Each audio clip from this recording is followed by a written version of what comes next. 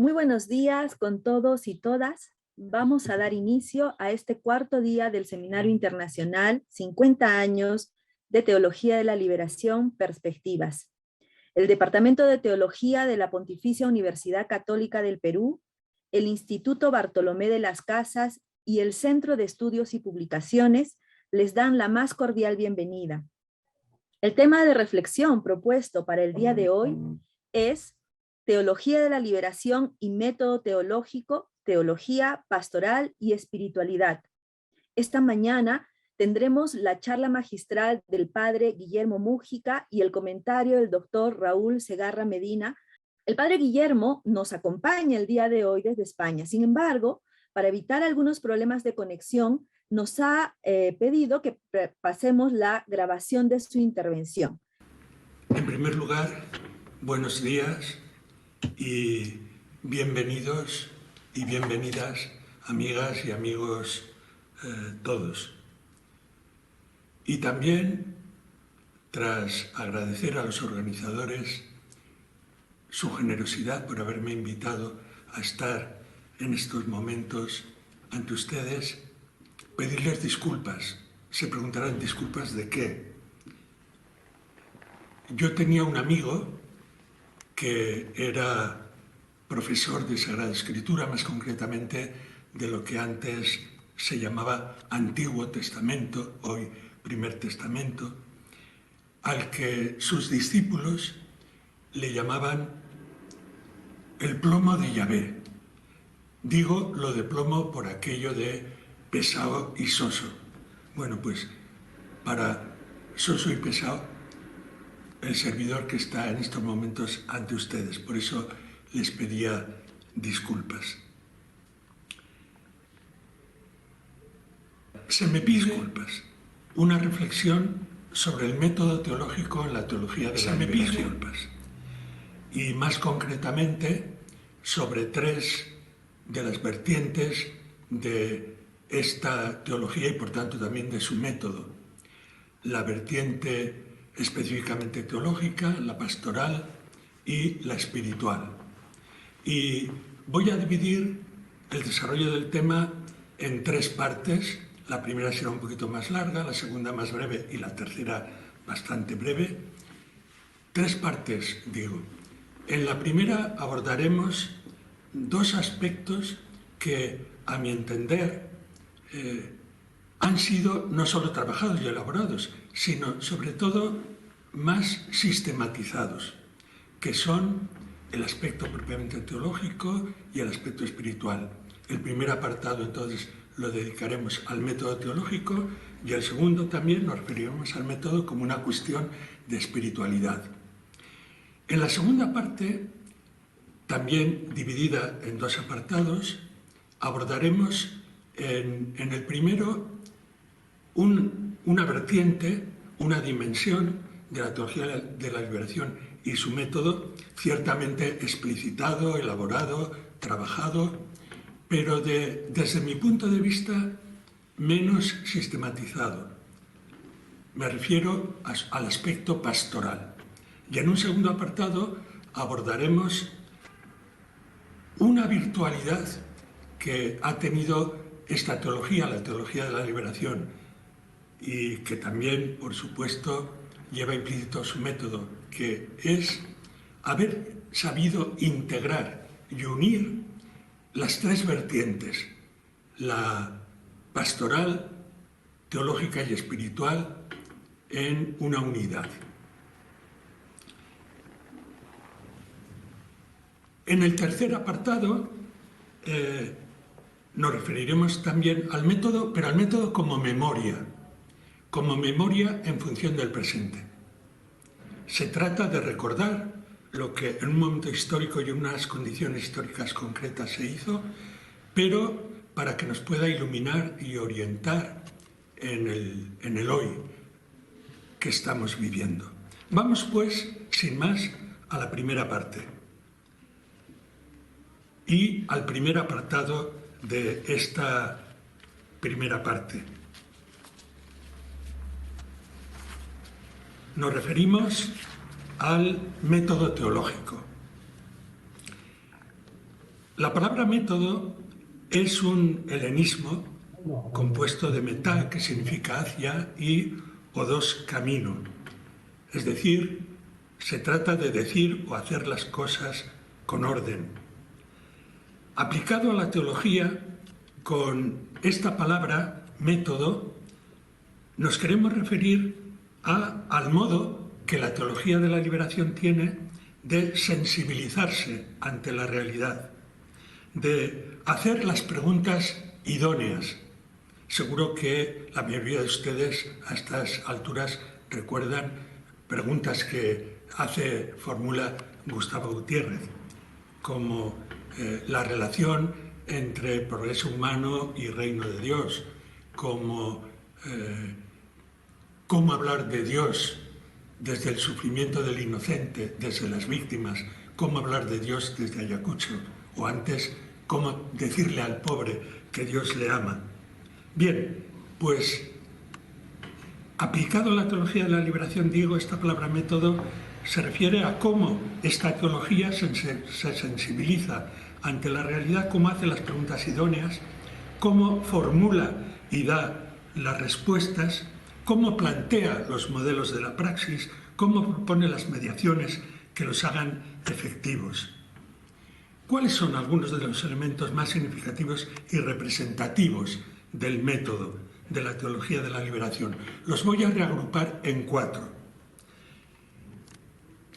Un primer elemento representativo y significativo es que la teología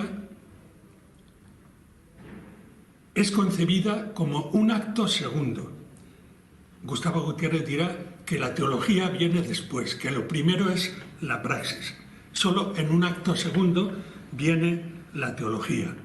Él precisará, dice, digo la teología, no el teólogo, porque el teólogo debe estar en el acto primero, debe estar en esa praxis que es una praxis de fe liberadora. Lo primero es, pues, la praxis. La teología viene después. Antes que hablar de Dios, hay que guardar silencio ante Él. Y Gustavo Gutiérrez, por ese silencio, entiende y especifica que consiste en oración y compromiso. Antes que hablar de Dios, hay que practicar a Dios. Y practicar a Dios consiste en buscar y hacer su voluntad. En el fondo, no es nada nuevo, es la primacía de la caridad. Esa primacía de la caridad de la que nos habla Pablo en su primera carta a los Corintios, o Santiago en su defensa de una fe con obras, o Juan cuando nos dice que el amor efectivo es absolutamente necesario para poder decir en verdad que conocemos a Dios. Se trata de la primacía de la ortopraxis. No el que me dice Señor, Señor entrará en el reino de los cielos, que dijo Jesús, sino el que hace la voluntad de mi Padre que está en los cielos. El acto primero es, pues, la praxis, pero hablamos de una praxis de liberación. Liberación que tiene una gran riqueza de significados.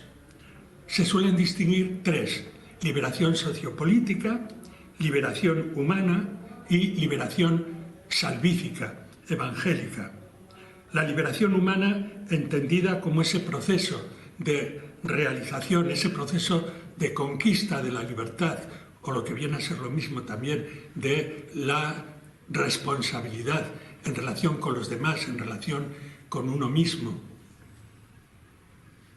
Este nivel de liberación humana que está entre lo sociopolítico y lo salvífico es como el puente, como el vínculo de unión entre lo uno y lo otro. Lo sociopolítico y lo salvífico no tienen una relación directa, es una relación mediada. Y esta mediación está en el nivel de liberación humana. Esta unidad de la praxis, también esta praxis liberadora, mejor dicho, perdonen, esta praxis liberadora requiere una serie de mediaciones. Mediaciones antropológicas, tiene que ver con cómo concebimos el ser humano, cómo concebimos la persona y sus relaciones, mediaciones cosmológicas, el universo, el mundo y nuestra relación con él, mediaciones científicas, éticas, utópicas. Por tanto, es una praxis que requiere de mediaciones. Y es una praxis que se sitúa en un lugar específico, que son los pobres. Los pobres y su proceso de liberación. La teología de la liberación tiene una percepción y una visión amplia de los pobres.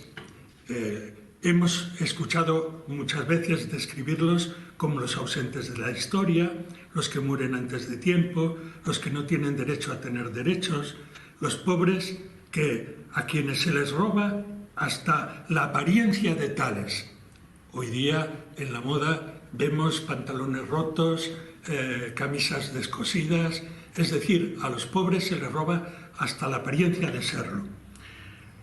Más concretamente, hemos hablado de los pobres como clases explotadas, pueblos oprimidos, sectores y grupos marginados, culturas despreciadas, las mujeres a menudo, sobre todo en determinadas situaciones, en determinadas regiones, triplemente oprimidas por mujeres, por ser pobres, por ser, por ejemplo, indígenas, etcétera, etcétera. La concepción de pobres es una concepción amplia, pero ese lugar ese lugar específico requiere una opción, lo que llamamos la opción preferencial por ellos. Los pobres constituyen el lugar teológico por excelencia de la teología de la liberación. Los pobres en su lugar, en ese lugar en que precisamente la teología de la liberación se inscribe. No les he mencionado antes, lo digo ahora, que hablamos de teología de la liberación no para referirnos a una teología, como se ha dicho, de genitivos, como si la liberación fuera una parcela de ese enorme, inmenso territorio de la teología en su globalidad. No, decimos de liberación porque es una teología que se inserta en el proceso de liberación, que tiene en él su matriz, que ese proceso es el que le inspira y a él retorna, a él vuelve. Por eso hablamos de teología de la liberación. Es una teología, ante todo, como las demás, pero es una teología que se inscribe en ese proceso. Y es precisamente la inscripción en ese proceso lo que hace que sea una manera nueva de hacer teología. Una manera nueva de hacer teología que implica un nuevo método teológico sobre el que estamos hablando ahora, al que nos estamos refiriendo.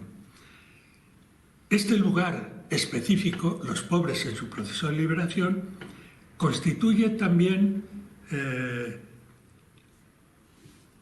o nos ayuda mejor a entender eso que la teología de la liberación suele recordar, que tenemos que distinguir entre fuentes y lugares teológicos. La teología de la liberación tiene lo que son las fuentes tradicionales y clásicas de toda teología. Es la palabra del Señor acogida en iglesia y a la escucha de lo que son las enseñanzas de la Iglesia y la manera como la Iglesia ha abordado a lo largo de su tradición la palabra del Señor. Las fuentes de la teología de la liberación pues son las mismas de toda teología, pero estas fuentes son escuchadas, son acogidas y son releídas y reinterpretadas desde este lugar específico que son los pobres. Más adelante volveremos sobre ello. Desde donde esta teología brota y a donde retorna, desde donde tiene implicaciones epistemológicas, es decir, va a tener implicaciones en nuestra percepción de las cosas. No es lo mismo ver las cosas desde arriba que desde abajo, en la relación teoría-praxis, en la preocupación no por la mera interpretación, sino por la transformación de la realidad, etc. tiene pues este desdonde implicaciones epistemológicas y sobre todo tiene implicaciones teológicas. En la opción preferencial por los pobres, lo que en el fondo está en juego es en qué Dios creemos. Si creemos en el Dios de Jesús y en el Dios de la vida, o nuestro Dios en realidad es otro. Por tanto, este desdonde tiene hondas y profundas implicaciones teológicas. Pasemos al segundo elemento característico del método teológico en la teología de la liberación. Hemos dicho, en primer lugar, la teología como acto segundo, que trata de pensar y de reflexionar en fe sobre el acto primero y la importancia del acto primero, que es la praxis, y una praxis de liberación en el proceso de un pueblo oprimido y en su mayoría cristiano, que lucha por su dignidad, lucha por su vida y, en definitiva, lucha por esa plenitud a la que todos aspiramos. En segundo lugar, pues, un segundo aspecto de la teología de la liberación, de su método, consiste en lo que llamamos las tres intuiciones básicas, o los tres pilares básicos, o las tres hebras que entretejidas dan ese precioso tejido que llamamos la teología de la liberación. Hay tres hebras que, entretejidas, nos dan ese precioso resultado. Son tres intuiciones, además, que teológicamente, cronológicamente fueron las primeras. En realidad acabamos de hacer referencia a ellas. Estas tres intuiciones son los pobres, la praxis y la unidad de la vocación humana y de la historia como historia de salvación. Sobre los pobres y la praxis ya hemos dicho algunas cosas. Vamos a decir algo ahora sobre la unidad de la vocación humana y de la historia como historia de salvación. La teología de la liberación, sin ningún tipo de reduccionismo ni de conclusionismo, afirma la unidad de creación y redención, de liberación y edificación del reino de Dios, de proceso de humanización y de nueva humanidad en Cristo. A esta percepción unitaria que la teología de la liberación afirma, contribuyó, por supuesto, el Vaticano II. El Vaticano II, en el número 22 de la Gaudium et Spes, dice que la vocación suprema del hombre es una sola, es decir, divina. Esto dice en el número 22. Pero luego, en la misma Gaudium et Spes, en el número 39, ya la formulación que el concilio nos presenta es más imprecisa y yo diría que es conscientemente imprecisa. Ahí en el número 39 lo que afirma es que progreso temporal y reino de Dios son dos cosas distintas, pero que el primero, es decir, el progreso temporal, tiene mucho que ver con el segundo. Y ahí nos deja, ahí se queda el concilio. Estos dos ámbitos se relacionan, no se identifican. La Populorum Progressio, por eso, nos sirvió para seguir avanzando y su aporte ha sido, a nuestro parecer, muy importante. Pablo VI, en la Populorum Progressio, dice que nos presenta el desarrollo humano como el tránsito de condiciones de vida menos humanas a condiciones de vida más humanas. Y el Papa va haciendo, sobre ese supuesto tránsito de condiciones de vida menos humanas a condiciones más humanas, va haciendo como una graduación de menos a más. Y dice, más humanas por fin y especialmente, se refiere a condiciones humanas, más humanas por fin y especialmente. Fijaos que dice más humanas por fin, y especialmente. No dice condiciones sobrehumanas o sobrenaturales. E incluye ahí la fe en Dios Padre y la unidad en la caridad de Cristo. Por eso, de ahí podemos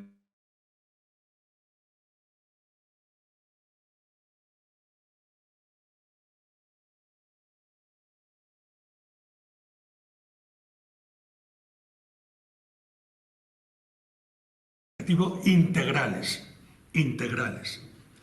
¿Por qué? Porque el desarrollo humano integral incluye la comunión con el Señor, etc. Y a la inversa, la comunión con el Señor, la salvación incluye el progreso humano. Sin que lo uno se confunda con lo otro, sin que podamos reducir lo uno a lo otro. No al dualismo. Lo natural y sobrenatural se distinguen, no se confunden, no se reducen, pero no constituyen dos ámbitos distintos, se implican el uno al otro.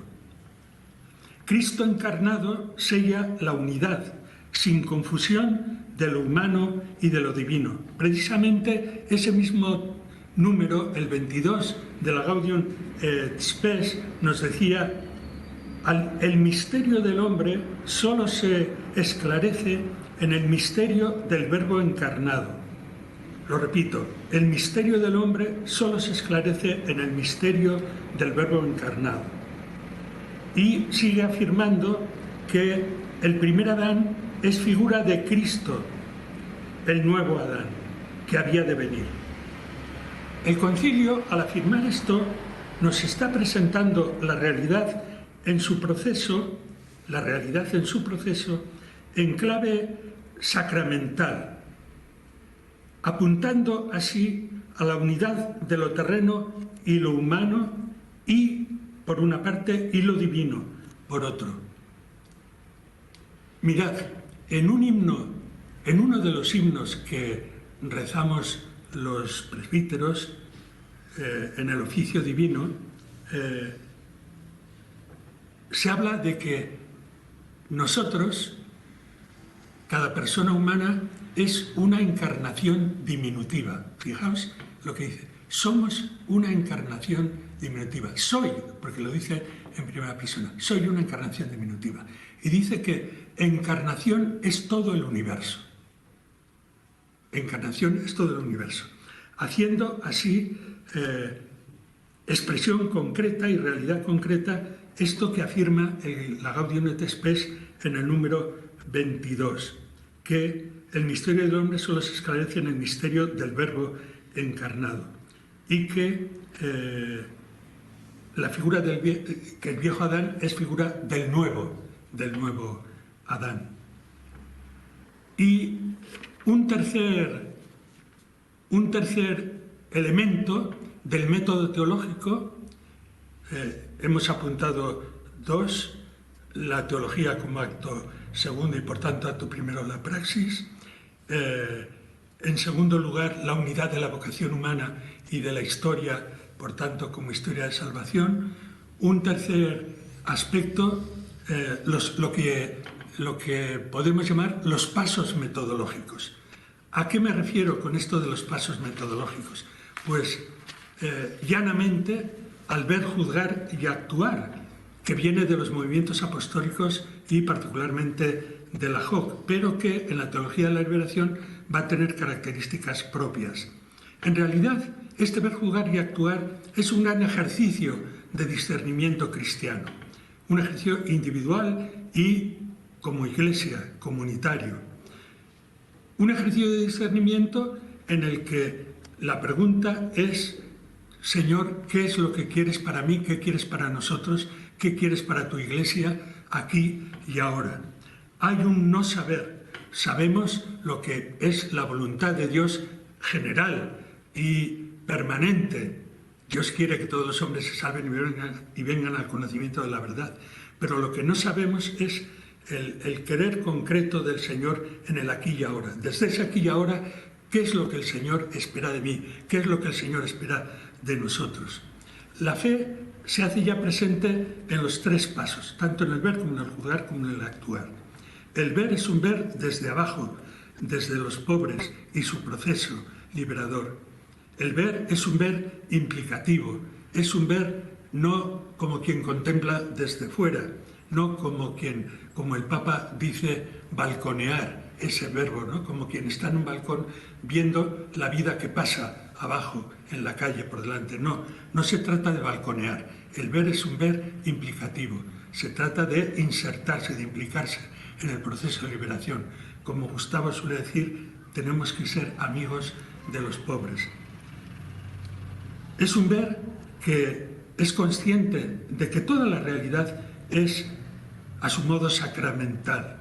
Por tanto, nos podemos y debemos preguntar cómo se nos está haciendo presente el Señor ahí y qué es lo que nos pide, qué es lo que nos dice, qué es lo que espera de nosotros. En el juzgar, el Señor nos habla. No se trata de buscar unos textos que vengan como desde fuera. Ciertamente la palabra bíblica del Señor, que forma parte de las fuentes de la teología, la palabra bíblica es normativa y es reserva de sentido, una gran reserva de sentido, de sentidos, podríamos decir en plural. Pero esta palabra normativa y reserva de sentido se torna viva y actual y adquiere contemporaneidad, adquiere actualidad, por así decirlo, cuando la interpelamos desde el hoy y la confrontamos con el hoy. Se trata de escuchar esa palabra viva que sale desde el corazón mismo de la realidad y de nosotros mismos.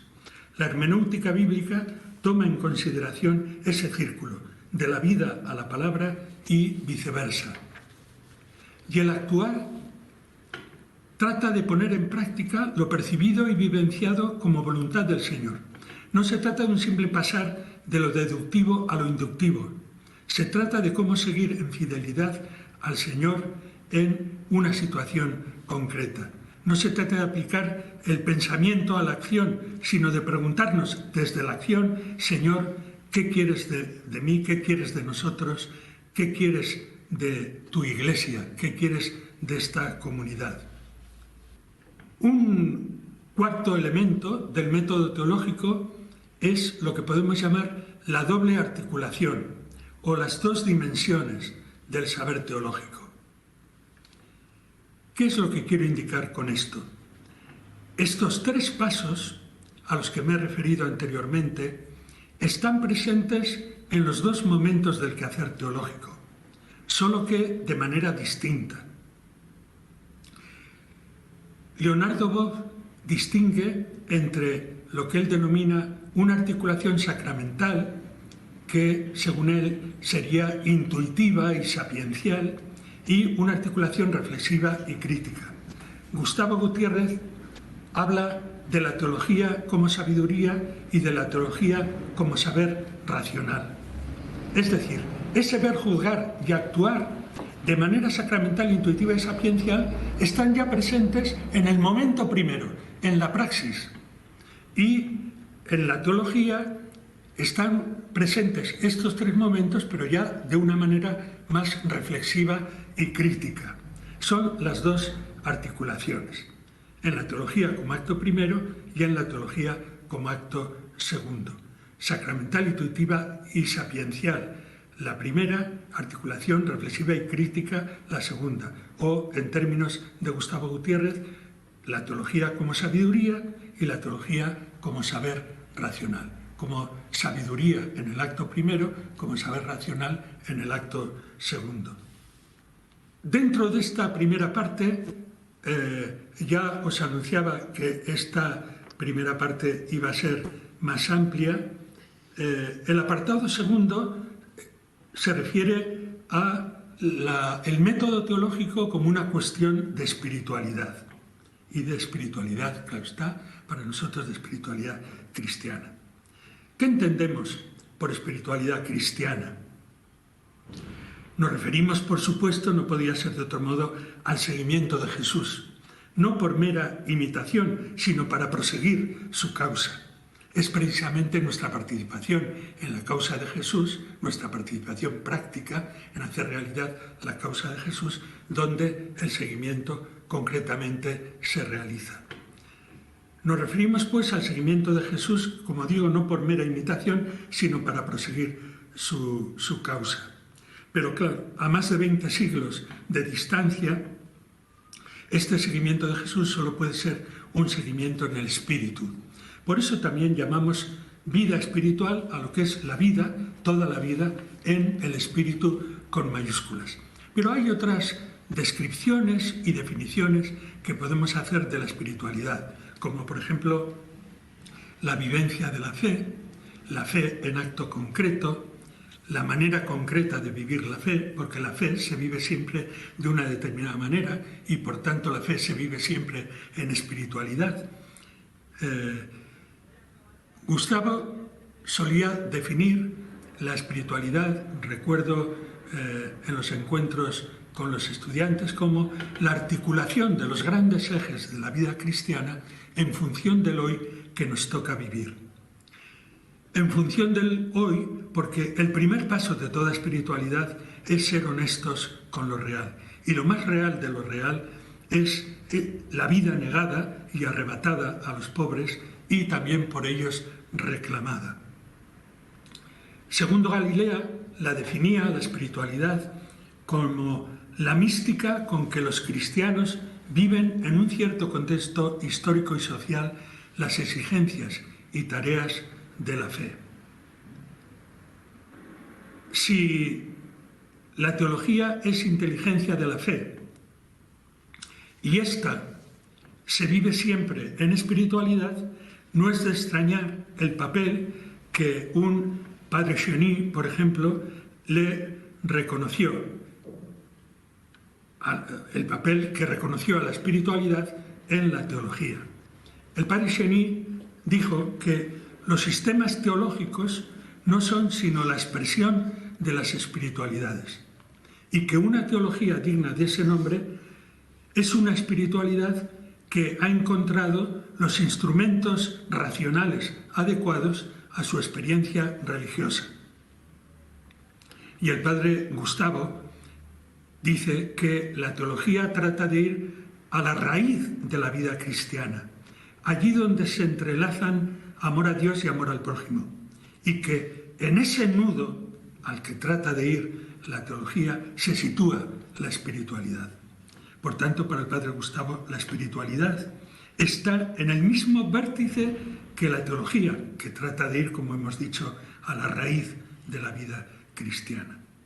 Según lo dicho, en la teología de la liberación, el camino para ser cristianos es el fundamento de la dirección que se toma para hacer teología. El padre Gustavo Gutiérrez afirma que nuestra metodología es nuestra espiritualidad, un proyecto de vida en proceso de realización. John Sobrino afirmaba: en la teología de la liberación, el método como camino del conocimiento coincide con el camino real de la fe, un camino antes vivido que pensado. ¿Y sobre qué aspectos clave afirmamos que en la teología de la liberación el método teológico es una cuestión de espiritualidad? Pues nos apoyamos en que es una teología no solo sobre y desde el acto primero, sino que se sustenta en él y trata de volver a él. Y ese acto primero es la vivencia de la fe en acto concreto, es decir, es la espiritualidad. Ya hemos dicho que la fe se vive siempre en espiritualidad. En segundo lugar, nos apoyamos en que en la percepción y vivencia trascendente y unitaria de todo lo real y de la historia, y en la búsqueda del Señor en ella. Y nos apoyamos en el carácter decisivo del discernimiento, a través de los pasos metodológicos y su doble articulación.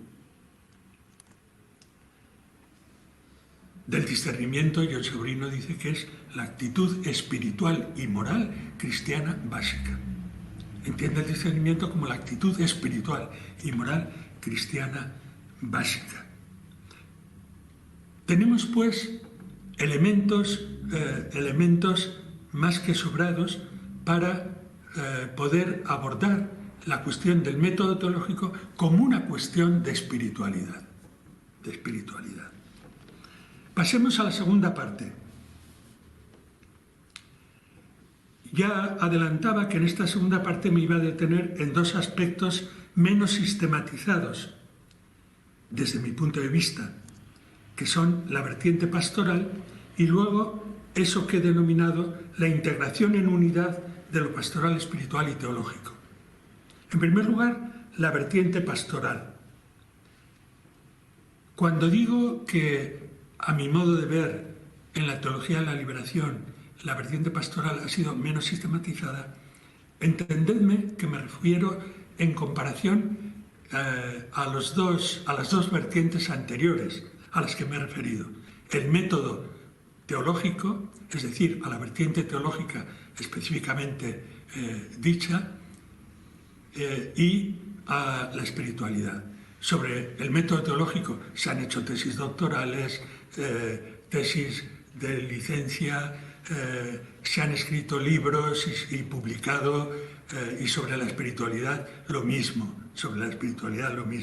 y muchos de ellos los conocemos. Lo que quiero indicar es que ha habido una sistematización menor, desde mi punto de vista, sobre el aspecto pastoral y ese segundo aspecto que os he dicho, la unidad de las tres vertientes. Todo el proceso de toma de conciencia de la realidad, de irrupción en el mundo del pobre, de evangelización liberadora y creación de una iglesia renovada, una iglesia de los pobres, todo ese esfuerzo de reflexión ha tenido un acento marcadamente pastoral. Es decir, todo eso ¿por qué ha acontecido? Pues porque ha habido una voluntad pastoral expresa. Y subrayo lo de pastoral. El proceso histórico que ha conducido a la producción de esa teología que llamamos teología de la liberación, con todo lo que implica, ese proceso histórico ha sido un proceso movido por un motor que ha sido una voluntad pastoral, Por tanto, todo eso ha estado conscientemente buscado y ha sido impulsado y reconocido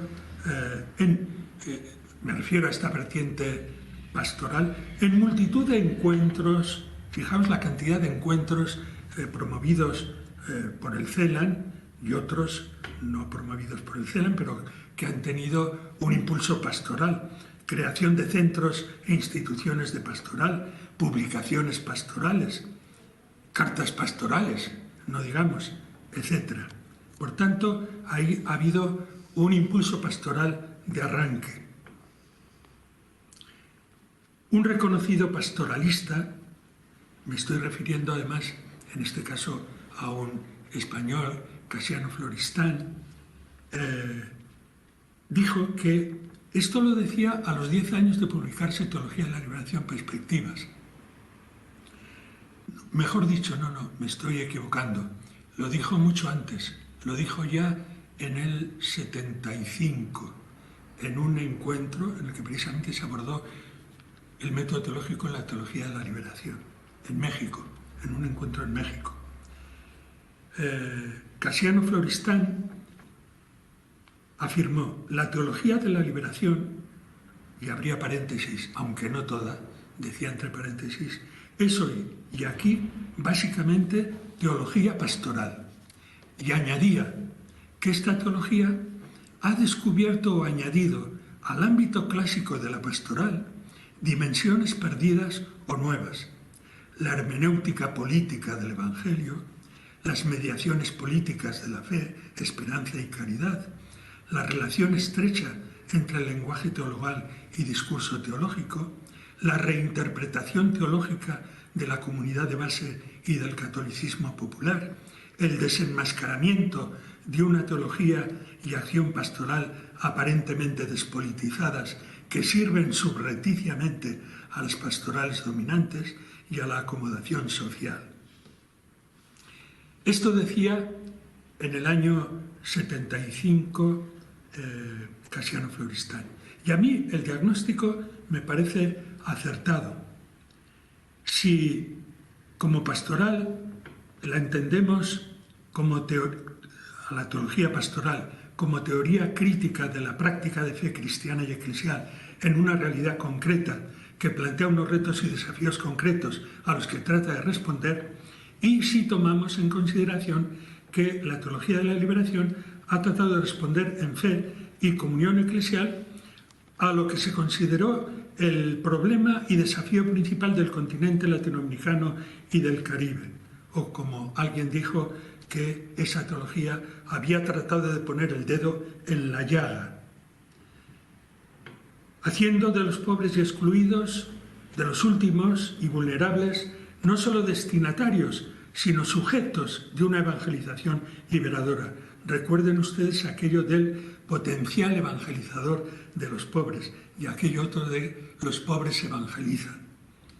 Y haciéndolos también constructores de una iglesia que progresivamente iba tomando tez y rasgos populares, obreros, campesinos, indígenas, negros, mestizos, rostros femeninos, rostros maduros, rostros más juveniles, etc. Una iglesia, pues, que tomaba tez y rasgos populares porque surgía de la respuesta de fe que a impulsos del Espíritu los pobres iban dando a Cristo. La teología de la liberación, pues, bajo esta vertiente acusadamente pastoral, netamente pastoral. Y pasamos al segundo apartado de esta segunda parte, la teología de la liberación y su virtualidad unificadora de las tres dimensiones, la pastoral, la espiritual y la teológica.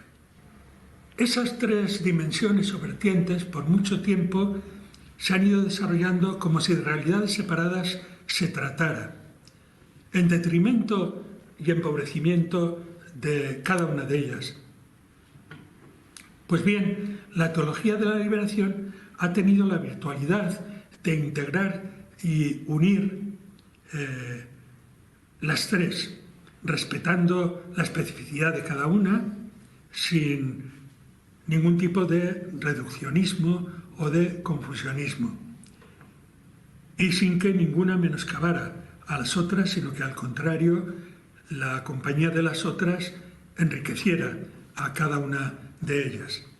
La teología, la vertiente teológica, sin pastoral ni espiritualidad, pues corre el riesgo de derivar en doctrinarismo o ideología. La vertiente pastoral, sin espiritualidad ni teología, fácilmente cae en voluntarismos y activismos estériles. Y la vertiente espiritual, sin pastoral ni teología, puede derivar en espiritualismos desencarnados o interiorismos pietistas. Las comunidades cristianas de base, la iglesia que se va forjando en el anuncio de la buena nueva a los pobres y desde ellos, viven su fe, la piensan y la anuncian con su vida y sus gestos y también con sus palabras, apoyados y sustentados en los cuatro aspectos que hemos puesto sobre la mesa como aspectos significativos del método teológico. Las intuiciones fundamentales y primeras, las tres intuiciones básicas que hemos dicho, o las tres hebras que entretejidas nos dan como resultado la teología de la liberación, la teología como acto segundo, los pasos metodológicos y su doble articulación. Estos tres elementos están en la base de esto que hace que la teología de la liberación haya tenido la virtualidad de integrar y unir a estas tres vertientes, dando como resultado el enriquecimiento de cada una de ellas. y de todas en su conjunto. En el método teológico de la teología de la liberación se integran y aunan pues estas tres vertientes: la vivencia de la fe o espiritualidad, el anuncio liberador del Evangelio, pastoral, y el lenguaje de la fe, teología. Y pasamos a la tercera y última parte: el método teológico como memoria para avanzar en función del hoy. Ya indiqué cómo el método es un momento segundo de la teología como momento segundo. Fíjense bien ustedes. Hemos dicho que la teología es un acto segundo, que la teología viene después. Pero en ese marco de la teología, el método es un momento segundo de este momento segundo. Es decir, después de que se ha recorrido un cierto trecho en el hacer teología, se ha mirado hacia atrás para ver el camino andado y las particularidades de la marcha. Después de haber recorrido un trecho, se plantean las cuestiones metodológicas, nos advertía Gustavo Gutiérrez. Es lo que ha ocurrido. Se mira, el método mira hacia atrás, pero para seguir avanzando y hacerlo, el recorrido, del modo más eficaz y del modo más seguro y más acertado. Como solemos mirar al retrovisor para continuar avanzando. Es en este sentido como yo hablo del método como memoria. El método en sí mismo ya es memoria. Es memoria del camino teológico que ya se ha recorrido, para recoger los pasos que se han dado y el cómo se han dado estos pasos. En ese sentido digo que el método en sí mismo ya es memoria. La vertiente pastoral, la espiritual y la teológica nos convocan al hoy. La pastoral se pregunta: ¿cuál es la cuestión fundamental a la que pastoralmente tenemos que responder hoy? Por tanto, la pastoral nos convoca al hoy. La espiritualidad igualmente nos convoca al hoy. En sus múltiples definiciones y descripciones, en la perspectiva de la liberación, la espiritualidad no olvida nunca aquel en función del hoy que nos toca vivir, como dice Gustavo, la articulación de los grandes ejes de la vida cristiana en función del hoy que nos toca vivir, o como la define Segundo Galilea, que al final termina en un contexto histórico determinado. La define como mística, pero en un contexto histórico determinado. Del mismo modo, entonces, la espiritualidad también nos convoca al hoy, y la teología nos convoca al hoy, porque es con la palabra viva del Señor, que habló en el pasado, pero que no ha quedado mudo, y hoy sigue diciendo su palabra por medio del Espíritu. Es con esa palabra viva con la que ha de confrontarse la teología a partir de sus fuentes. Se trata de una lectura de fe de la realidad, de un ejercicio cristiano y eclesial de discernimiento del hoy. Bueno, esto es lo que aconteció en el pasado, en el proceso histórico y de fe con el que se produjo la teología de la liberación. Ese proceso en el que se fue fraguando esa creación hermosa que hoy llamamos teología de la liberación y que implica tanto. Es lo que aconteció en el pasado. La hoy llamada teología de la liberación, de ahí nace, de ahí ha brotado, de ahí ha surgido, en un determinado contexto histórico. Y vamos terminando. Hace algunos años, algunos se preguntaron si la teología de la liberación y por tanto su método tenía un futuro. La respuesta fue entonces que todo lo humano tiene fecha de caducidad. y la teología es creación humana. Pero la dimensión liberadora al Evangelio y a la fe no le vienen de fuera. La dimensión liberadora les nace de su propia entraña. Por tanto, allí donde haya fe y allí donde se haga presente el Evangelio de Jesús, esta fe y este Evangelio tendrán que ser liberadores o no serán. Hoy tenemos muchos problemas importantes y graves desafíos. Unos son sociopolíticos, otros religiosos, eclesiales. Algunos vienen ya del pasado y todavía continúan, todavía siguen. La escandalosa desigualdad, la inhumana pobreza, ahí sigue. La violencia y las guerras, ahí siguen. La situación de la mujer, ahí sigue. Y otras muchas cuestiones más, como ustedes bien saben, y además pueden pormenorizar cada uno en sus circunstancias concretas. Otras cuestiones son nuevas, pongamos por caso, la pandemia, el cambio climático, etc. Hay cuestiones eclesiales, el lugar de los laicos, una iglesia en salida y hospital de campaña, como dice el Papa Francisco, la sinodalidad. Lo que a mí me toca y lo que a nosotros nos toca en este momento no es apuntar a problemas concretos. Eso lo tenemos que hacer todos, efectivamente, pero cada cual tendrá que ver en su propia realidad y en su propio contexto cómo afronta esa cuestión.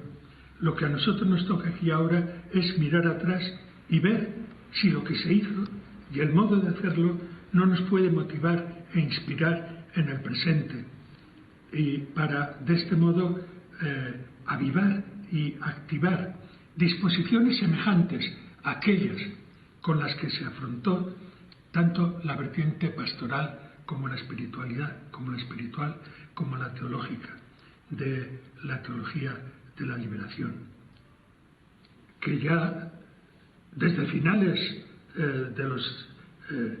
desde finales de los 50 y en la década de los 60, antes del Vaticano II y de Medellín, ya todas estas inquietudes habían comenzado a aflorar de distintas maneras en el continente latinoamericano y en el Caribe. Termino con las palabras del Papa en la apertura formal del Sínodo, el día 10 de este mes. El Papa subrayaba tres palabras: encuentro, escucha y discernimiento. Tenemos que encontrarnos, sobre todo con los pobres, desde ellos. El Papa subrayaba la palabra escucha, tenemos que escucharnos y escuchar sobre todo a los pobres. Y la tercera palabra era discernimiento. Tenemos que discernir entre todos y discernir también con ellos, con los pobres. Ya perdonarán ustedes por este discurso, por este rollo, las limitaciones que hayan encontrado. Muy agradecido de todas maneras por su atención.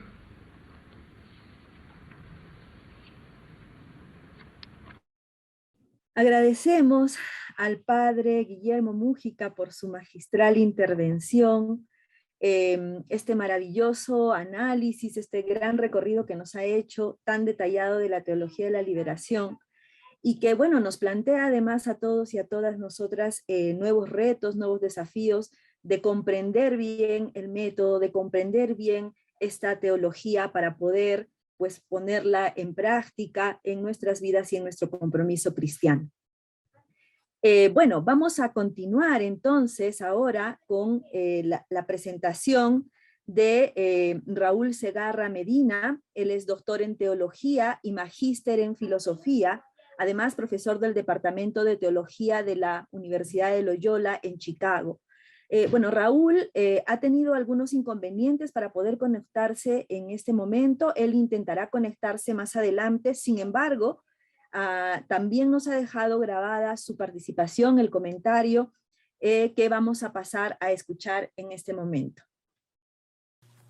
Quisiera agradecer enormemente a los organizadores de este evento por su generosa invitación, a Carmen Lora y a Andrés Gallego especialmente, con quienes he estado en comunicación más frecuente. Quisiera disculparme también por tener que participar del modo en que lo hago, asincrónicamente, como se dice ahora en la era del Zoom.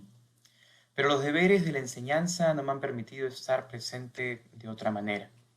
Las disculpas van en especial al padre Guillermo Mújica, cuyo texto comentaré en breve, pues me hubiese encantado tener un espacio para conversar e intercambiar ideas con él y con el público. En una nota quizá más personal, debo decir que participar de esta mesa me recuerda que esta gentileza me fue extendida hace una década, cuando en la Universidad Antonio Ruiz de Montoya celebrábamos los 40 años de la publicación de Teología de la Liberación. Se trata de un recuerdo plagado de emociones. Por un lado, evoca una continuidad, compromiso y responsabilidad. Me recuerda el amplio arco de este modo de ser cristianos y de ser teología. Un arco amplio al que yo me he integrado recientemente, pero no tan recientemente como para no tener una memoria y una esperanza futura. Por otro lado, la presencia en ambos eventos me recuerda con cierta viveza el rostro de familiares y amigos que ya no están y que todos extrañamos de una u otra manera. Que sean estas palabras también un testimonio de afecto, de que su recuerdo permanece y de que su entrega y compromiso nos motivan. Finalmente, cómo no, quisiera expresarle mi gratitud y admiración a Gustavo. Y quizá no decir más que eso, porque las palabras se tornan esquivas cuando toca hacerle justicia a cuán transformadora ha sido su obra, pero sobre todo su amistad en mi vida. Paso entonces a mi breve comentario de la ponencia de Guillermo, a quien me atrevo ahora a tutear, excusado en la cercanía que producen los tantos amigos compartidos y los compartidos horizontes de trabajo y compromiso. Quisiera hacerlo planteando un problema que, me parece, se encuentra presente en la ponencia de Guillermo, pero como él mismo dice en relación a otro asunto, no ha sido suficientemente sistematizado. El problema lo podemos presentar a través de dos ideas interrelacionadas. Una, explícitamente tratada por Guillermo, y la otra, de inmensa importancia en la teología de Gustavo, pero trabajada de modo menos explícito en la ponencia.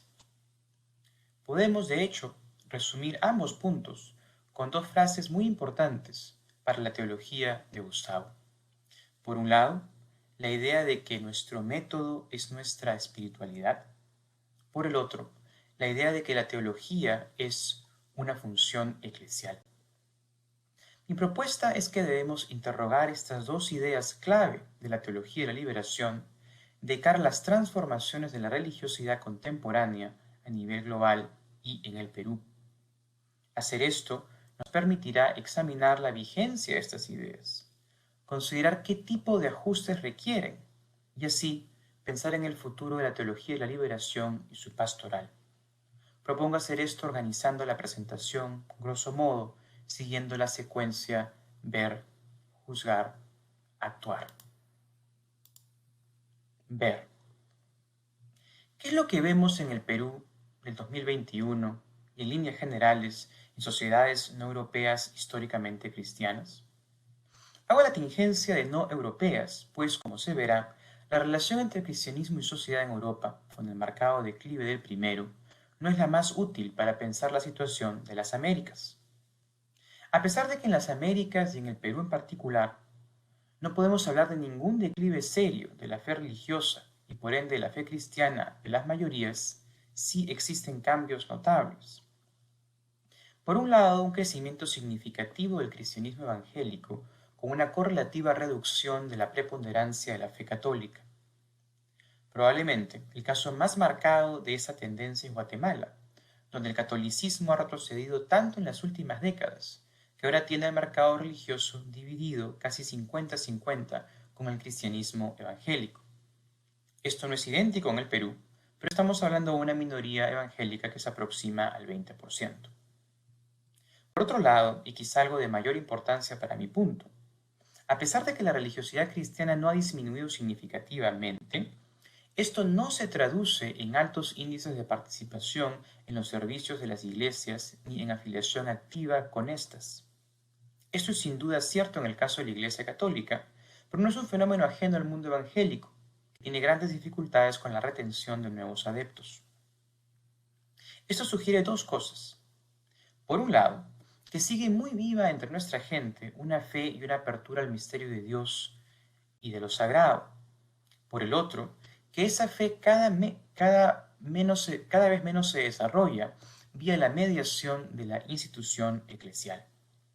Esto último es cierto, a pesar del crecimiento sostenido de las iglesias evangélicas en la región, puesto que la premisa misma del cristianismo evangélico es que no hacen falta ni iglesias ni sacerdotes para poder tener una relación con Dios. Pero ciertamente, el declive de la relevancia social de la iglesia como institución es más serio en el espectro católico. Por supuesto, esto no quiere decir que la participación en servicios religiosos y la misa, por ejemplo, constituye el índice más importante para determinar el carácter cristiano de un individuo o sociedad. El Perú, por ejemplo, es un país culturalmente cristiano, mayoritariamente católico. Eso es indudable. Pero el punto no es la omnipresencia del cristianismo, sino la relevancia social de la Iglesia como institución. Ciertamente, dicha relevancia varía en función a variables de género y estatus social, por ejemplo. Pero toda la información que tenemos vía las ciencias sociales sugiere que estamos en un momento muy distinto a aquel de la génesis de la teología de la liberación. Aquel fue un momento en el cual la alianza entre pueblo e iglesia, sobre todo en lo que se solía llamar la base, era una realidad indiscutible y en el cual la relevancia social de la conferencia episcopal, por ejemplo, tenía un peso que hoy no tiene. Juzgar. Hasta aquí he tratado de describir una situación cuya corroboración empírica es más o menos sencilla y poco controvertida. Pero ¿cuál es el significado de esta realidad? Aquí es donde conviene volver a las dos ideas mencionadas. Si el método teológico de la teología y la liberación presupone una cierta espiritualidad, permeada por una experiencia eclesial, ¿cómo debemos pensar dicha espiritualidad de cara a sociedades para las cuales más y más la Iglesia es un actor que ha perdido relevancia? ¿Debemos quizá empezar a pensar en una espiritualidad sin Iglesia? Y si esto es así, ¿cómo afectaría esta nueva concepción de la espiritualidad al método teológico de la teología de la liberación? Analicemos estos puntos. Lo primero es tratar de dar mayor claridad al concepto iglesia. A mi juicio, estamos de cara a un concepto equívoco, y dicha equivocidad es parte del problema, precisamente. No existe consenso respecto al significado de esta palabra, iglesia. Pero podemos arriesgar una breve tipología. Primero, notemos que iglesia tiene al menos dimensiones teológicas y sociológicas. Teológicamente, al menos en el mundo cristiano, refiere al cuerpo de Cristo, esto es, la comunidad de creyentes que toma a Cristo como su Señor y que al menos en principio trata de seguirlo. Es una comunidad comunicada espiritualmente. Por supuesto, sin entrar en la dimensión sociológica aún, esta acepción teológica es de suyo equívoca, porque no considera el hecho de que existen una multiplicidad de iglesias, quizá deberíamos ya llamarlas denominaciones, que consideran ser seguidoras de Cristo. Es más, hasta hace no mucho, y algunas iglesias aún lo hacen hoy, este era un seguimiento excluyente. Cada iglesia se pensaba a sí misma como el único camino de verdadero seguimiento de Cristo, y por ende de salvación. Teológicamente, entonces, podemos decir que la Iglesia constituye una entidad espiritual que reconoce a Cristo como su Salvador, pero enfatizando el carácter equívoco del concepto y sus claras limitaciones. De este énfasis del concepto de iglesia, mucho ha desaparecido, pero algo se retiene. La idea medieval de que todos somos parte del cuerpo místico de Cristo está, por supuesto, fuera de discusión, pero permanece aún un cierto sentido de espiritualidad como apertura a la trascendencia, a menudo con cercanía personal a Cristo y en el catolicismo a María y a los santos, y como una invitación a la búsqueda de sentido personal y al servicio a los demás. Sociológicamente, la categoría iglesia es igualmente compleja. Si usamos iglesia en contraste con el concepto de secta, como en la famosa esquematización del sociólogo y teólogo alemán Ernst Troeltsch, tenemos el siguiente resultado.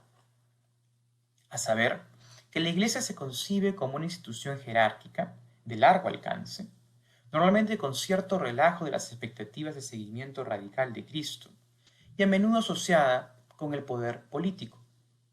La secta, en cambio, como su nombre lo sugiere, supone un movimiento de separación que critica el relajamiento en el seguimiento de Cristo y que propone la fundación de un nuevo movimiento de seguimiento radical.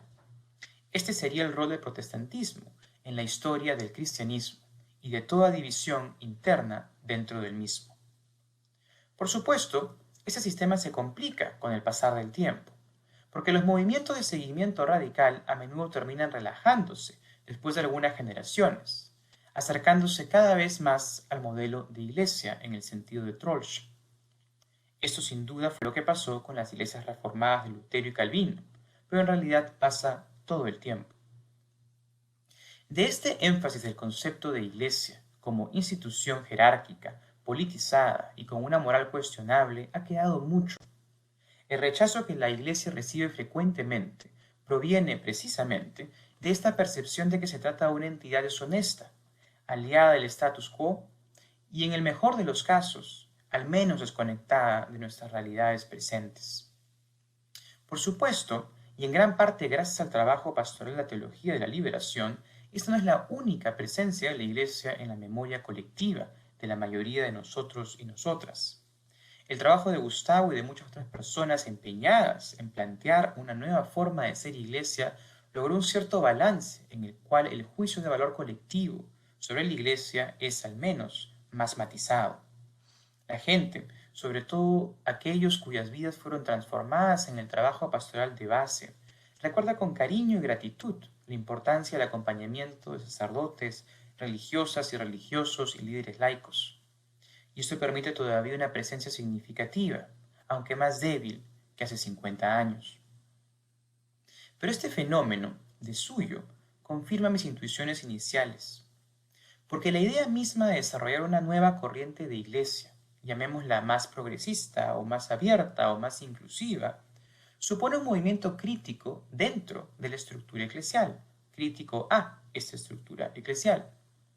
No en vano, una buena parte de las críticas tempranas a la teología de la liberación estuvieron enfocadas en que la noción de una iglesia de los pobres suponía un movimiento sectario. Esto no es el caso, como lo muestra el hecho de que ni Gustavo ni sus colaboradores más cercanos rompieron en momento alguno con Roma. Pero el mero hecho de que esta crítica surgiera, tiene como supuesto una premisa no tampoco escondida, a saber, que a juicio de muchos, incluidos no pocos entre sus representantes oficiales, la Iglesia es una institución jerárquica, con creencias monolíticas y que no cambia, y que propuestas alternativas y de cambio lidian con el separatismo. Basta con ver las reacciones hace pocos días al inicio del sínodo convocado por el Papa Francisco, por parte de algunos exmiembros de la Curia, para saber que esta no es una idea del pasado, cuando la Iglesia se concibe como un espacio más democrático y horizontal, como un espacio de encuentro que exige menos rigores doctrinales y más solidaridad, como un espacio inclusivo de la diversidad, como ese espacio que aprendió a crear la teología de la liberación, pues para algunos eso ya no es la Iglesia, sino un movimiento político o de solidaridad. ¿Qué podemos recoger de esta breve tipología? 3 puntos, a mi parecer. Primero, que la dimensión espiritual del concepto de iglesia permanece vigente. Es de hecho su dimensión más perenne. Segundo, que como institución jerárquica y única mediadora entre la comunidad de fe, su salvación y Dios, su vigencia ha prácticamente desaparecido. Tercero, que como espacio de desarrollo de una fe solidaria sigue vigente, pero con una relación compleja con el uso común del concepto de iglesia, que a menudo se acerca a mi segunda acepción. ¿Cómo afecta esto la idea de que la teología es una función eclesial? De modo significativo. A mi juicio, lo que se infiere es que el lenguaje sobre Dios que toca articular debe repensarse como un lenguaje no eclesiocéntrico. En parte, porque la Iglesia como la conocíamos hace 50 o 100 años se encuentra muy debilitada. En parte, porque aquello que aún existe, cuando tiene relevancia entre la gente, lo hace como un espacio espiritual o de solidaridad, no como un espacio institucional. Otra manera de decir esto es recurrir a una noción muy común en el estudio contemporáneo de la religión, a saber, la idea de que mucha gente hoy se declara espiritual pero no religiosa. Como el historiador y antropólogo Robert Orsi ha diagnosticado bien, esta posición en realidad no es una negativa a la experiencia religiosa. Se trata, más bien, de un juicio moral sobre la religión que distingue buena de mala religión, llamando la primera espiritualidad. El punto es que esta mala religión se asocia más y más con la iglesia institucional, a pesar del enorme trabajo de los teólogos de la liberación, los agentes pastorales y a pesar incluso de los esfuerzos del Papa Francisco en los últimos años por tratar de pensar la iglesia y la religión de modo distinto. Este es un fenómeno además bien documentado en América Latina, no una moda extranjera. Una revista rápida a los títulos de los capítulos de un libro colaborativo, publicado recientemente por sociólogos de la PUC, la Universidad Católica de Córdoba y la del Uruguay, muestra el tema con bastante precisión. Elegí mi libertad. Creo en Dios por encima de la religión. No necesito ir a la iglesia cuando la tengo en casa. Más de creyente, un practicante. E itinerarios religiosos de un joven brasileño sin religión. Lo que estos textos muestran es que en la vida cotidiana de la gente, la religión es una experiencia muy real, pero entendida como una espiritualidad autónoma y a menudo bastante distante de la iglesia. Si el método de la teología de la liberación, como efectivamente es el caso, está nutrido de una espiritualidad de solidaridad con los oprimidos y de acompañamiento de sus experiencias, creo que estas consideraciones nos invitan no a repensar el método, sino a reconsiderar el carácter eclesial de la teología.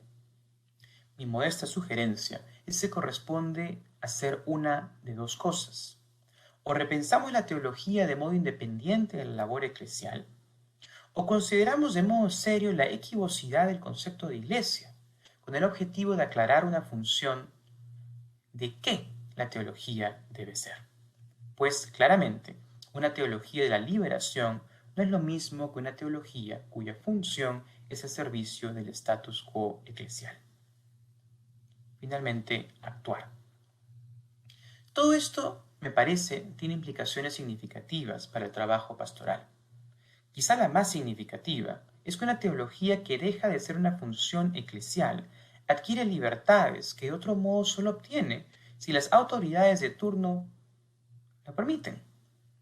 Hoy, por supuesto, vivimos un momento importante con la presencia de Francisco y su espíritu de apertura.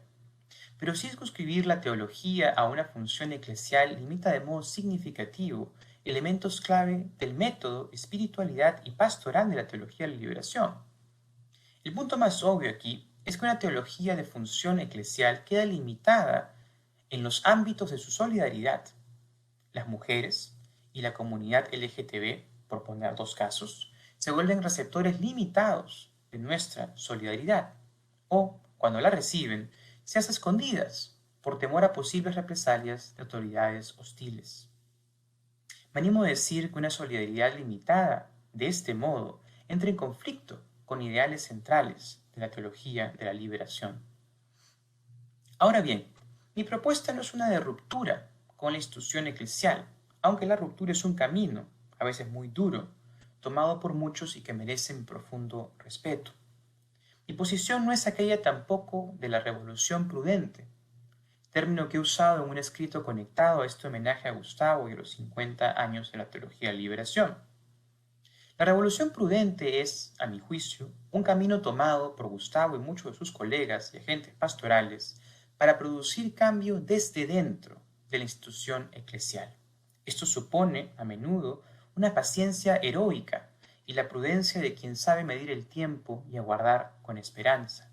Este es un camino que me merece inmensa admiración y que ha dado muchos frutos, en particular con la presencia de Papa Francisco y la institucionalización de ideas fundamentales de la teología de la liberación en el magisterio de la Iglesia. Pero es un camino de largo aliento y con muchos obstáculos. Mi propuesta aquí es un tenor distinto y tiene que ver más con cómo pensamos la labor teológica. Lo que sugiero es que haríamos bien en separar el trabajo teológico de las prioridades de la institución eclesial. No separarlo, sin embargo, de la pastoral o de la espiritualidad.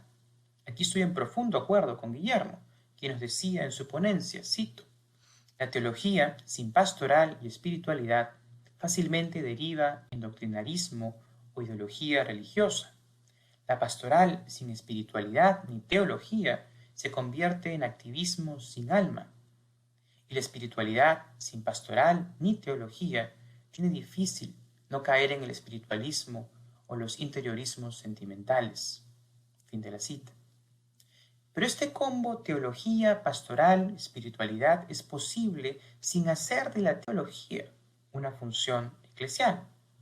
Me atrevo entonces a reformular la función de la teología siguiendo algunas intuiciones de otro de mis queridos mentores, el sociólogo Hans Joas. La teología, más que estar al servicio de la Iglesia, debería, me parece, estar al servicio de lo que Joas llama comunidades de ágape. Estas comunidades están marcadas por su apertura, a menudo interconfesional o no explícitamente religiosa, a la trascendencia, al amor y a la solidaridad con los más necesitados. Son comunidades, quizá como aquellas de las que se nos habla en Hechos de los Apóstoles, donde prima el compartir, la igualdad y el servicio. Muchas de estas comunidades existen entre nosotros. Algunas están conectadas con iglesias, pero muchas no lo están. Como servicio a estas comunidades y no como función eclesial, la teología deviene en un lenguaje que trata de presentar el misterio de Dios, el misterio de un Dios liberador que afirma la vida y se opone a toda forma de muerte, incluidas esas formas de muerte anticipada representadas por la pobreza, la misoginia y la homofobia.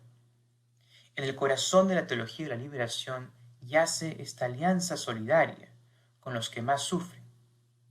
Pero de cara a un nuevo momento histórico, toca refinar la naturaleza y horizonte de esta solidaridad. Estas líneas han sido un intento de ofrecer algunas nuevas perspectivas. Muchas gracias. Estamos en este momento recogiendo las preguntas que ustedes pueden realizar respecto de la ponencia del padre Guillermo Múgica. Entonces, ¿cuál cree usted que son los desafíos para la espiritualidad de la liberación en nuestros tiempos? Y también, si la teología de la liberación es planteada como una teología desde el pobre, una teología para el cristiano que no es pobre y que no opta por el pobre, por una escucha y mirada desde el pobre, ¿qué hay de la teología de la liberación como teología del pobre? La teología para el quehacer del pobre, cómo considerar a la filosofía de la liberación como un momento también de la teología de la liberación dentro de las varias perspectivas. Dice, ¿cuál? Yo creo que va a depender un poco de la lectura de fe que hagamos de lo que son los grandes retos históricos, los que consideremos que son los grandes retos históricos en la actualidad, ¿no? Y yo pienso, he hecho una referencia muy general a algunos retos que yo considero que son retos pues bastante globales y que, por cierto, entre otras cosas, la pandemia, que por algo se llama pandemia, por su globalidad, por su generalidad, por su universalidad, pues ha puesto al descubierto con mayor agudeza algunos de ellos. Me he referido, por ejemplo, a la enorme y escandalosa desigualdad, sin ocultar la enorme e inhumana pobreza que esa desigualdad encierra también. Es uno de los desafíos, por citar solo uno. Bueno, yo pienso que ahí el Señor está presente, que ahí el Señor no solo reclama nuestra presencia, reclama que pongamos al servicio de lo que puede ser transformación de esta situación, pues todo lo que esté a nuestro alcance. En ese sentido, todo lo que implique, por ejemplo, mayores niveles de cooperación a nivel nacional, a nivel internacional, a nivel regional, a nivel local, en relación con la atención a los más vulnerables, todo eso yo creo que es una exigencia de una espiritualidad de la liberación, ¿no? Si en el fondo decimos seguir a Jesús, bueno, los rostros, los rostros más, más rechazados de Jesús están ahí, precisamente. Esto por citar solamente un ejemplo. La segunda pregunta, no, la teología de la liberación no es una teología para el que no es pobre. El pobre, y esto lo dice la teología de la liberación, y se lo hemos oído a Gustavo Gutiérrez decir muchas veces, el pobre debe convertirse al pobre. Todos debemos convertirnos al pobre. El pobre y el que no lo es, o el que no se siente pobre, tenemos, en la medida en que queramos reconocernos como creyentes y como seguidores de Jesús, todos tenemos que convertirnos al pobre. La teología de la liberación es una teología para quien no es pobre, para que se convierta al pobre. Es una teología que brota desde quienes se aproximan al pobre, están con ellos y se solidarizan con su causa, con la causa del pobre, ¿no? Gustavo Gutiérrez, cuando habla del pobre, distingue tres niveles de significación del pobre desde Sofonías, que son la pobreza como carencia, la pobreza como apertura incondicional al Señor y comunión con su voluntad, y la pobreza como solidaridad y denuncia. Cuando en Teología de la Liberación hablamos de la pobreza, nos referimos a estos tres niveles unitariamente entendidos, pero distinguiendo la riqueza de niveles de significación, ¿no? En los tres. Y cómo considerar el aspecto de la filosofía de la liberación como un momento. Bueno, de esto ya desde hace muchísimos años, en los orígenes mismos, pues en Argentina, pues ya habló Scannone de manera especial, hablando de una ontología de la alteridad, por ejemplo, o el padre Yacuría con los planteamientos de Zubiri. El padre Yacuría trabajó mucho este aspecto de una filosofía de la liberación como un momento también de la teología de la liberación, ¿no? Cuando yo he hablado de mediaciones, me he referido también a mediaciones antropológicas. Hemos enfatizado mucho la ética, por ejemplo, el papel de la ética en la teología de la liberación. Yo he solido decir que la ética no es más que la concepción antropológica traducida en clave de valores y de pautas de comportamiento. Me he referido a la concepción antropológica, también me he referido a la concepción cosmológica, nuestra relación con el universo, con el planeta Tierra, etc., ¿no? Todo esto es una mediación imprescindible, es una mediación que yo considero necesaria, y más hoy. Considera que hoy es muy importante una dedicación a la formación y acompañamiento a comunidades cristianas que vivan de manera activa y profética una espiritualidad liberadora, que promuevan cambios en la sociedad y en la iglesia. Me parece fundamental el acompañamiento de comunidades. Modestamente, bueno, es lo que muchos, seguramente la mayoría, o todos a lo mejor, quienes están escuchando a lo largo de esta semana, pues las intervenciones que están habiendo, son parte de comunidades o las acompañan, ¿no? El acompañamiento me parece fundamental. Yo creo que tiene esto mucho que ver también con algo con lo que ha dicho Raúl. Y por cierto, en la ponencia que yo entré por escrito, quizás evidentemente, probablemente no con el suficiente énfasis, pero traté de remarcar mucho el aspecto eclesial que Gustavo Gutiérrez ha subrayado desde el principio. Siempre lo ha tenido muy presente. Yo personalmente suelo decir que para mí es justamente inserto en todo lo que entendemos por proceso liberador en las comunidades y desde las comunidades, es ahí donde yo he tenido la vivencia concreta de la Iglesia, una vivencia concreta eclesial ahí, ¿no?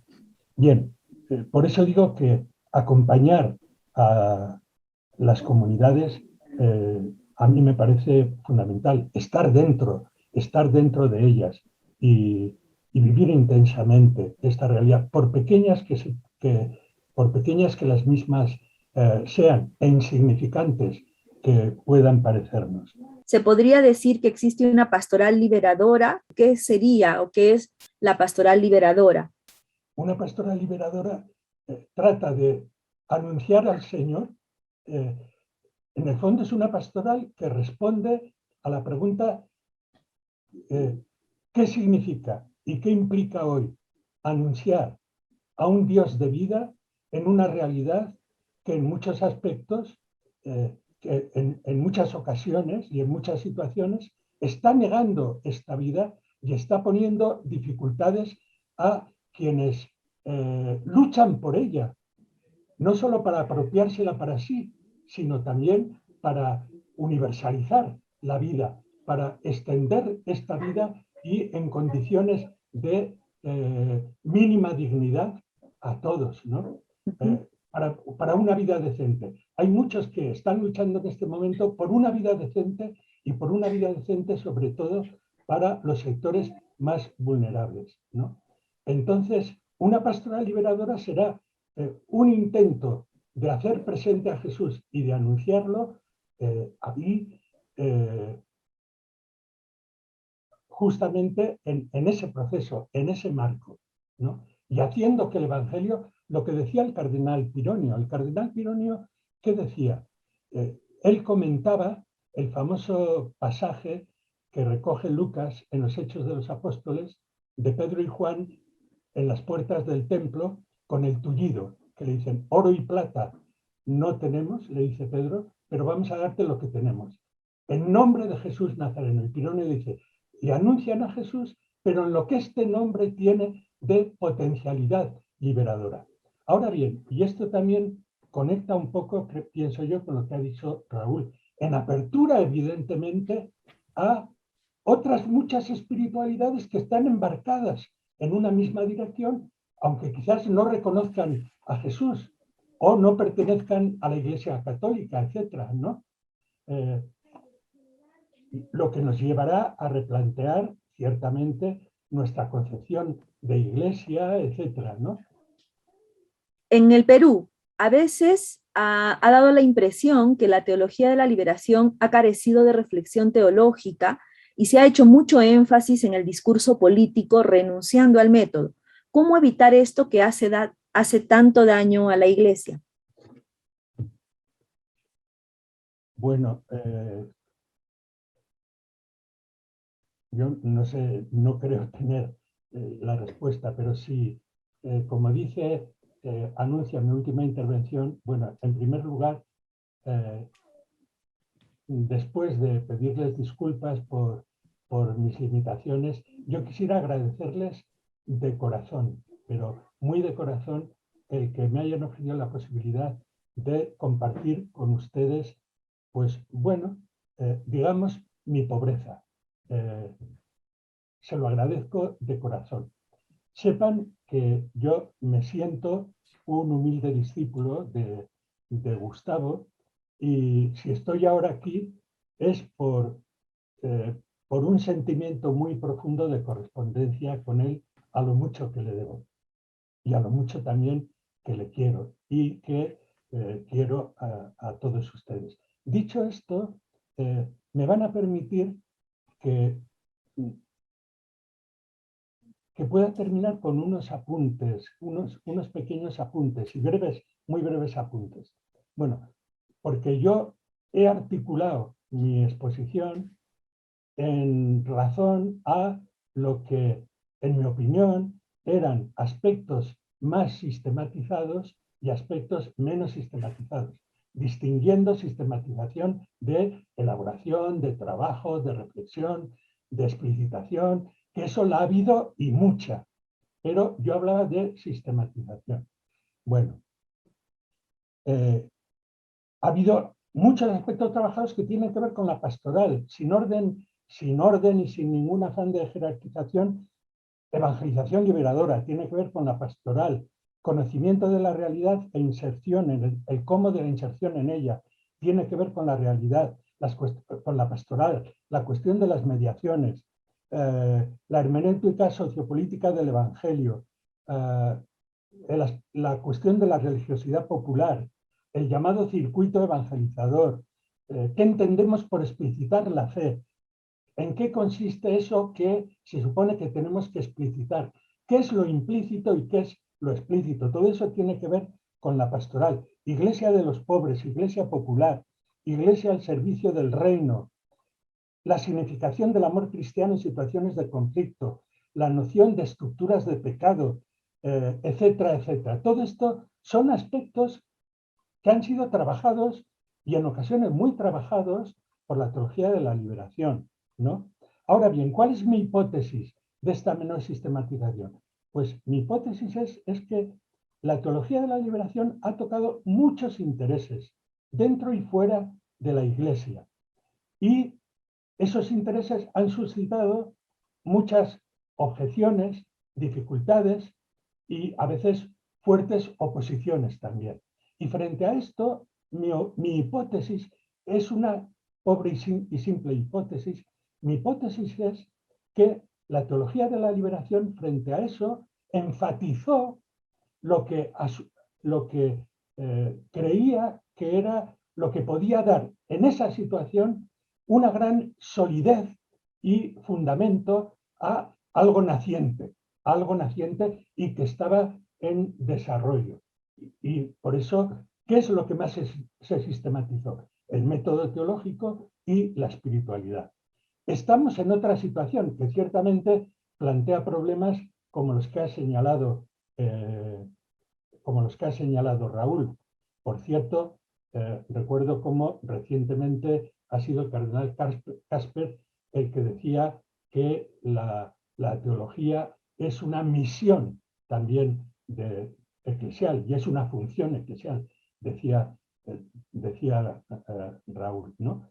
Pero aunque hay nuevos retos y nuevos desafíos muy serios, los que ha planteado Raúl, pues yo pienso que es posible que tengamos en algunos aspectos una situación más serena que ofrezca la posibilidad de sistematizar tantas cosas que han sido elaboradas y han sido trabajadas.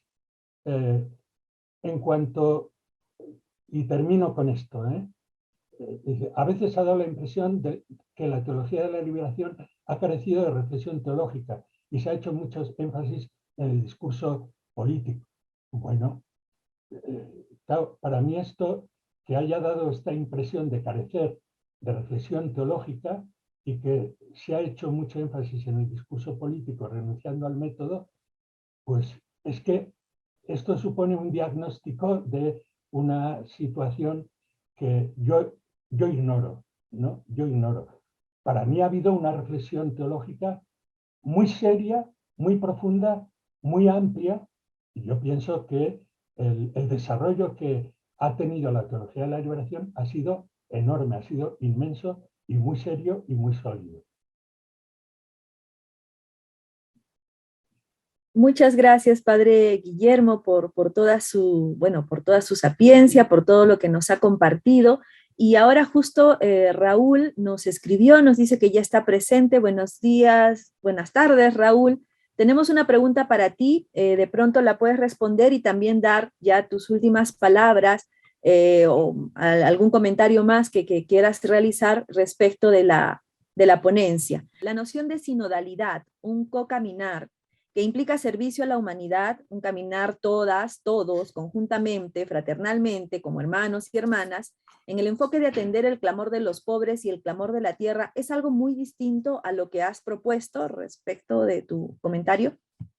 Es distinto, ¿no? Y quizá la manera más importante de mostrar cuán distinto es que hace pocos días en la televisión internacional, el antes prefecto de la Congregación para la Doctrina de la Fe, un cardenal, un miembro importante entonces de, digamos, la autoridad de la Iglesia, y no solamente él, sino varios de los cardenales y obispos, muchos de ellos en Estados Unidos, pero no solamente, ven este co-caminar como un problema, que es algo que yo mencionaba en mi propio diagnóstico de algunos de los significados de la palabra iglesia, ¿no es cierto? El cardenal Müller muy abiertamente dijo en la televisión abierta que era un problema muy serio esta idea de estar escuchando tanto a la gente y que era importante que la gente escuche lo que los obispos tienen que decir, ¿no? Entonces, es una situación complicada porque muestra los límites de esta posibilidad cuando pensamos la labor teológica como una función eclesial, ¿no? Y en ese sentido, lo que yo decía en mi ponencia, no es por supuesto que haya que romper aquí, ¿no? Porque yo no siento que la ruptura sea un camino necesariamente productivo, pero sí repensar el significado de cuáles son los espacios para caminar juntos todos y todas en caminos de solidaridad, de apertura y de mayor justicia social para todos, ¿no? Porque el problema también de mantener la cosa en un contexto estrictamente eclesial, sobre todo si uno piensa en la iglesia de la manera en que el cardenal Müller lo presentó el otro día, estamos hablando de una situación complicadísima porque hay límites para esa solidaridad, incluso en un camino sinodal. Francisco está haciendo cosas importantísimas, pero tienen límites porque la iglesia estructuralmente limita las posibilidades de muchas de estas cosas.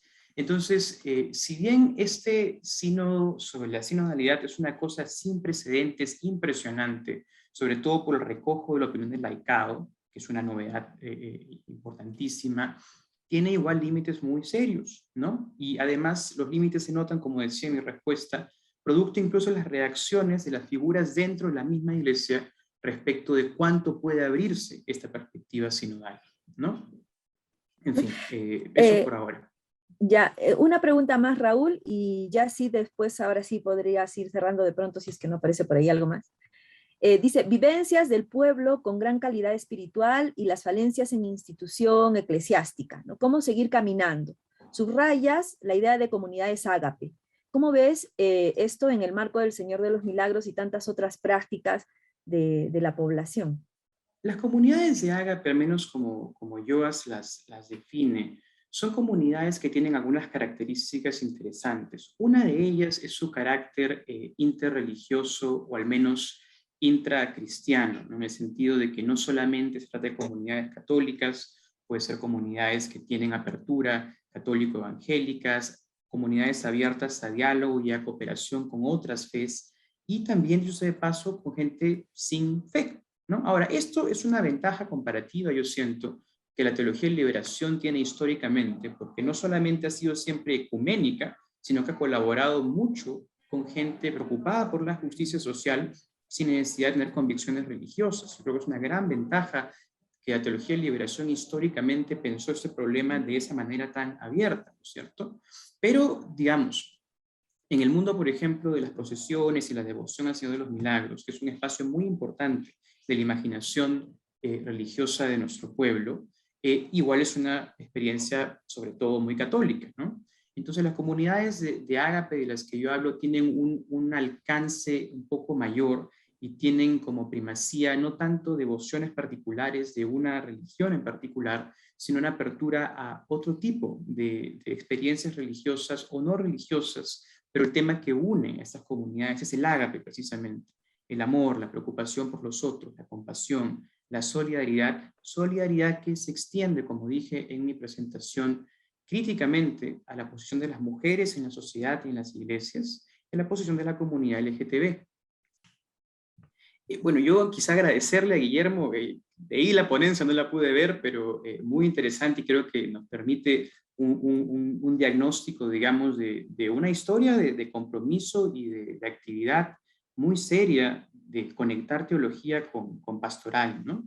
Y yo lo único que he tratado de hacer con la limitación de lo que sé es tratar de, digamos, en los hombros de gigantes, presentar algunas perspectivas nuevas para ver qué se puede hacer si creemos seriamente que el método está efectivamente nutrido de una espiritualidad cerca de la gente hoy, ¿no? Y creo que hay algunos problemas hoy que nos invitan a repensar la espiritualidad y nos invitan a repensar entonces la pastoral de una teología comprometida con la solidaridad, con la gente, pero con toda la gente, ¿no? Nada más, muchas gracias por la oportunidad.